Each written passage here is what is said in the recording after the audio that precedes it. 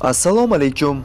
Xristianlarning cherkovlari juda ko'plab katoliklar uchun muqaddas joy hisoblanadi. Uning ichida sukut saqlashlik bilan hurmat bajo keltirishlik eng kerakli bo'lgan sifatlardan biri sanaladi. Biroq ruhiyatning yuqori konsentratsiyasi yoki tasodif tufayli u yerda boshqa hech bir joyda kuzatish mumkin bo'lmagan g'alati hodisalar sodir bo'ladi. Demak, bugungi dastur orqali cherkovlarda tasvirga olingan 6 ta qo'rqinchli holatni e'tiboringizga havola qilamiz. Butun Rossiya va O'zbekistondagi eng ishonchli sayt sovsavdo.ru sizga o'z xizmatlarini tavsiya qiladi. 2-4 oy ichida erkaklik ramzi soqol hamda erkaklar va ayollarda soch chiqarish, 1 oyda gejalarini yo'qotib 8 kilogramdan 15 kilogramgacha semirish, 1-2 oyda 7 kilogramdan 12 kilogramgacha ozish, 1 oyda qorinlarni yo'qotib press chiqarish. Ekranda ko'rib turganlaringiz mahsulotlarimizdan foyda ko'rgan o'zbeklar. E'tibor bering, agar mahsulotdan aytilgan vaqtda foyda ko'rmasangiz, pullaringiz 100% qaytarib beriladi. Mahsulotlar Moskva, Sankt-Peterburg va Toshkentda 1 soatda olib kelib beriladi. Telefon qiling yoki Telegramda yozing.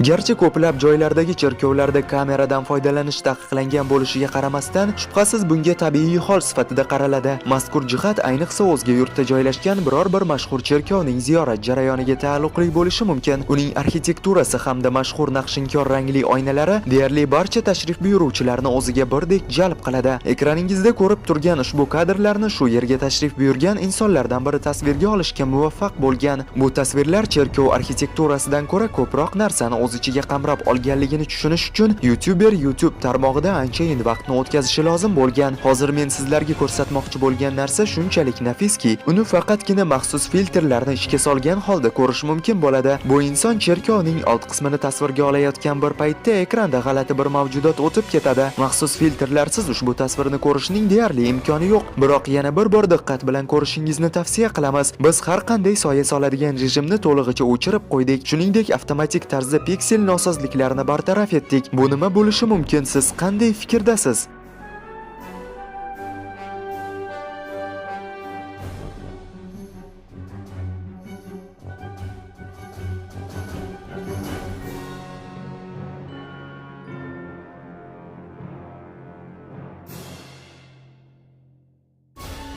Agar xristianlardan biri qachondir kimdir bilan xudo bor yo'qligi haqida suhbat olib borgan bo'lsa, u suhbatlashgan inson ushbu masala bo'yicha ehtimol katoliklarning ruhoniysiga murojaat qilishi kerakligini aytgan. Ya'ni ruhiy holati xudoga yaqin bo'lgan insongina ko'zini ochib qo'yishini ta'kidlagan bo'lishi mumkindir. Aksariyat taqvoli xristianlar uchun ruhoniylar deyarli avliyo sanalishadi. Boisi ular butun hayotini o'z diniga baxsh etgan bo'lishadi. Biroq ushbu videoda kuzatilgan kadrlar aslini olganda biroz qayg'uli faktlar sirasiga kiradi va hatto ruhoniylar ham ba'zida biroz g'alati insonlar bo'lishi mumkinligini qaysidir ma'noda ko'rsatib beradi. Ushbu video cherkovga tashrif buyuruvchi insonlarning biri tomonidan ommaviy marosimlar chog'ida tasvirga olingan. Ushbu kadr orqali siz mazkur marosimga tashrif buyurgan insonlar singari qanday qilib ruhoniy aqlga sig'maydigan xatti-harakatni amalga oshirayotganligini ko'rishingiz mumkin. To'g'ri, ba'zilar ruhoniyni tarafini olgan holda u hech qanday nomaqbul ish qilmaganligini ta'kidlab o'tishgan. Ammo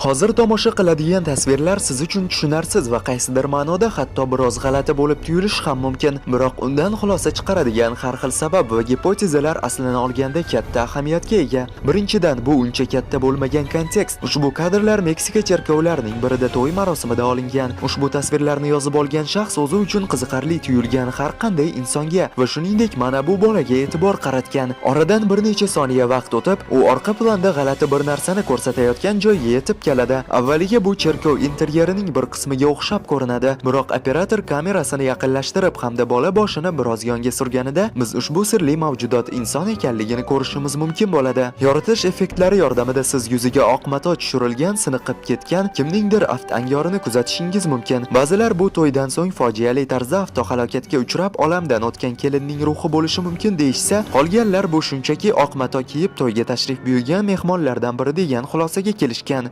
Ushbu kadrlarni tasvirga olgan operator o'zi uchun qiziq tuyulgan insonlarga e'tibor qaratgani biroz g'alati. Biroq u voal kiygan orqa plandagi ushbu sirli ayolga keraklicha e'tibor bermaganligi undan-da g'alati.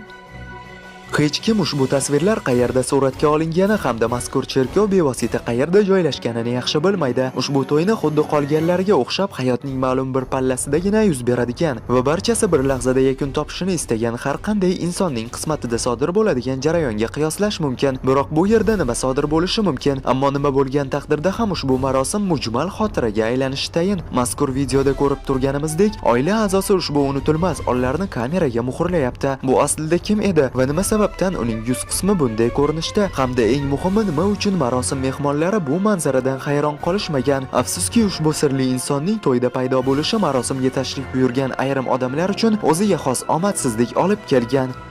Ehtimol siz Jim Jones bilan sodir bo'lgan voqeani eshitgandirsiz. U 50-yildagi cherkov hayoti orqali ancha tanilgan shaxsdir. Qisqa qilib aytganda, ushbu inson o'z radikal qarashlarini sotsializm tuzumi bilan qorishtirish maqsadida dindan faol tarzda foydalangan. U o'ylab topgan o'ta xavfli kombinatsiya tufayli juda ko'p insonlar so'zsiz unga ergashishgan. Boisi ular uning nutq so'zlashiga shunchaki mahliyo bo'lib qolishgan. Uning ortidan ergashgan insonlar tom ma'noda unga tan berib, sekin-asta fanatlarga aylanib borishgan va oxir-oqibat haqiqiy butparastlar darajasiga ko'tarilishgan. Bu shaxs yakunda 900 dan ziyod insonni o'z hayotini hal qilishga ko'maklashdi yoki majbur qildi. Negaki ushbu cherkov devorlari orasida tarixdagi eng yirik ommaviy o'z joniga qasd qilish holati qayd qilingan. Biroq biz hozir ushbu voqeani batafsil yoritmoqchi emasmiz, balki marosimlardan birida tasvirga olingan bir kadrini muhokama qilmoqchimiz. Mazkur tasvirlar orqali uning ushbu o'ziga xos marosimini faqatgina ashaddiy muxlislari kuzatmaganini yaqqol ko'rishimiz mumkin. Yorqin hamda dahshatga soluvchi bir nechta ko'zlar sahnada paydo bo'lmoqda. Ko'pchilikning fikriga ko'ra, bu soyadagi taniqli shaxslar bo'lishi mumkin yoki o'zlarini asl maqsadlari yo'lida ushbu dahshatli voizni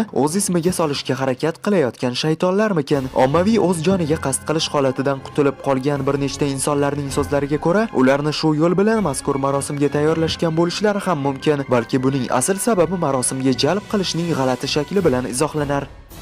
Va nihoyat dasturimiz so'ngida guvohi bo'ladigan ushbu manzara cherkovda emas, balki bevosita Vatikan zalida sodir bo'lgan. Muhim sanalgan konferensiyada ishtirok etish uchun bu yerga Rim papasi ham tashrif buyurgan. Balki hozir sizga namoyish etadigan kadrlarda hech qanday yomon narsa yo'qdir, balki taqvoli xristian insonlar yuqori ehtimol bilan bu yerda sodir bo'layotgan narsani nima ekanligini aniq aytib berishar. Bu Rim papasi o'zining nutqini barcha yig'ilganlarga o'qib eshittiradigan ulkan taxt va uning ortida turgan Voskreseniya haykalidir. Ushbu haykalda Iso payg'ambarning Xaos dengizidan chiqib qayta tirilgan holati tasvirlangan. Biroq agar diqqat bilan razm solinsa, bu naq dahshatning o'zginasi. Bir qarashda Rim papasi jahannam darvozalari oldida o'tirgandek taassurot uyg'otishi mumkin. Biroq bu ham hali hammasi emas. Negaki ushbu g'alati haykal haqidagi g'aroyib voqea bizni hali oldinda kutib turibdi. Agar haykal turgan joyning markaziga diqqat bilan nazar solsangiz, u holda ushbu haykal biroz g'alati tusga kirib borayotganini ko'rishingiz mumkin bo'ladi. Va agar siz aniq ko'rinadigan bir ikkita chiziq tortsangiz, unda ushbu tasvirni bemalol kuzatishingiz mumkin. Ha, bu yerda aniq va tiniq qilib shaytonning surati aks ettirilgan, ammo uning oxirini olib teskarisiga aylantirsangiz, u holda qiyinchiliksiz 5 qirrali yulduzni ham ko'rishingiz mumkin. Biroq bu ishni amalga oshirish biroz qiyinroq bo'ladi.